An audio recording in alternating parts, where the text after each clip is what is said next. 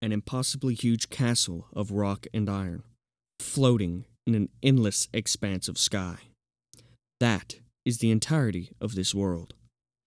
A tireless, month-long survey by a team of fanatical experts found that the base floor of the fortress was more than 6 miles in diameter, just large enough to fit the entire Setagaya ward of Tokyo inside. And considering the 100 floors stacked one on top of the other, the sheer vastness of the structure beggared the imagination. It was impossible to estimate the total amount of data it all represented. Inside the castle were several bustling cities, countless smaller towns and villages, forests, plains, and lakes. Only one staircase connected each floor to those adjacent it, and these staircases were located within the dangerous mazes filled with monsters. It was difficult just finding them, much less reaching them, but once someone had cleared the stairs and arrived at a major city the next floor up, a teleport gate linking the 2 floors would open in every city below, allowing all players instantaneous travel among the various levels of the castle. It was thus that over 2 long years, its inhabitants slowly but steadily conquered this giant fortress.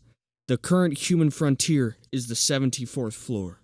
The castle's name is Aincrad, a floating world of blade and battle with about 6,000 human beings trapped within, otherwise known as Sword Art Online.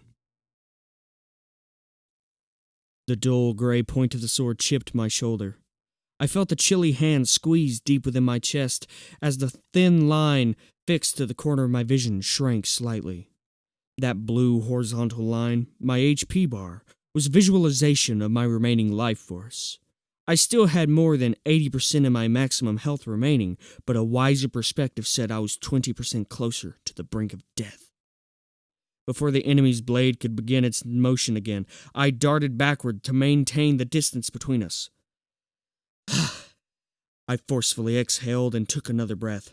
My virtual body in this world required no oxygen, but back on the other side, my flesh and blood form was no doubt panting heavily as it lay prostrate on my bed.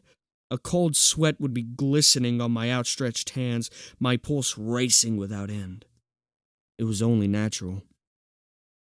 Everything around me was a virtual 3D object, the only thing I'd lost being abstract, numerical hit points, but my life hung in the balance all the same. In that sense, this battle was the ultimate injustice. The enemy before me, a half-man, half-beast monster covered in slick green scales with long arms, the head of a lizard, and an elongated tail, was not only inhuman, it wasn't even truly alive. It was a mass of digital data that could be rebuilt by the system endlessly, no matter how many times it was killed. Okay, it wasn't quite that simple. The Lizard Man's AI program was observing my fighting style, learning my habits, and sharpening its reactions moment by moment. But the instant this individual creature died, that information would be reset rather than carried over to the next Lizard Man to pop into the area. So, in a sense, this Lizard Man was alive. It was a unique individual, one of a kind. Right.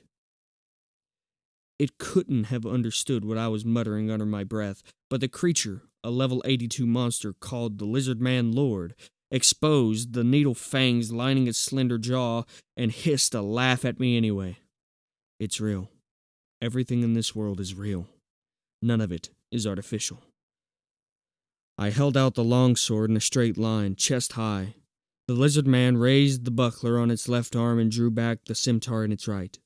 As we paused, a chill breeze emanated from beyond the dim labyrinth corridor, rippling the torches along the wall. The flame light flickered off the damp stones. With a ferocious roar, the Lizard Man Lord leapt forward.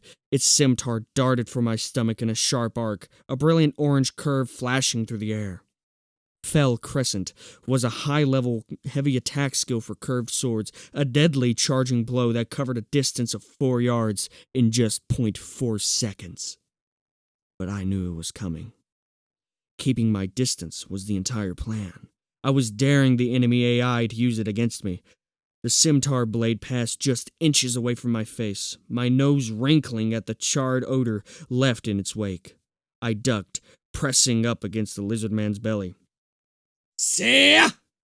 With a cry, I slashed my weapon sideways. The blade, glowing cyan, sliced through the scales of the creature's soft underbelly, spraying beams of crimson light in place of blood as a dull grack sounded from above. But my combo continued, unabated.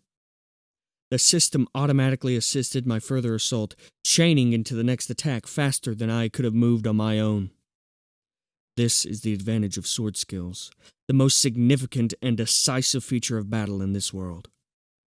As the sword leapt back from left to right, it found purchase in the lizard man's chest again. I followed that momentum into a full body spin and drove my third blow even deeper into the enemy's core. No sooner had the lizard man regained mobility than it let out a roar of rage and fear, swinging its scimitar down from on high. But my combo wasn't over yet. From its full extension to the right, my sword shot diagonally left and upward like a spring, directly striking the enemy's heart, its critical point.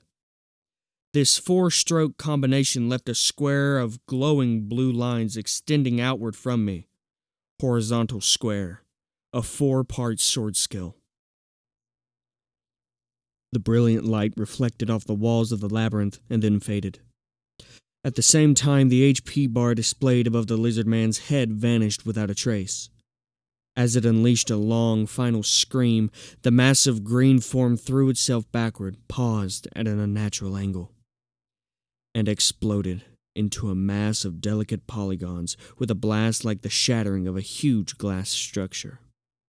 This is death in the virtual world, instantaneous and simple, utter annihilation without a trace. A purple font in the center of my view popped up, listing my experience and item rewards. I swiped my sword back and forth before returning it to the sheath over my shoulder. Backing up several steps to rest against the wall of the dungeon, I let myself slide into a sitting position. When I released the breath I'd been holding and shut my eyes, my temples began to throb dully with the fatigue of the long fight. I shook my head several times to clear the pain before opening my eyes again. The clock display in the lower right-hand corner of my vision showed that it was already past 3 in the afternoon. If I didn't leave the maze soon, I'd never get back to town before dark. "Better turn back," I muttered to no one in particular, and slowly rose to my feet. It was the end of a full day's worth of progress, another day of successfully eluding the Grim Reaper's grasp.